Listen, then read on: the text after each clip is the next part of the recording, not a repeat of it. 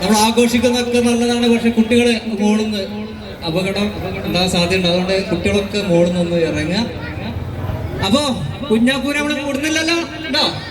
ഇല്ല, വിടൂല പറഞ്ഞു. പോയ സമ്മതിച്ചടാ, ഇതിന് പോയ സമ്മതിക്കും. എന്നാ കൊടുക്കും.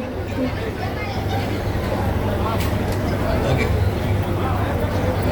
ഒരു പാട്ട് കൂടി വേണ്ടേ? ഒന്നുകൂടി വേണോ?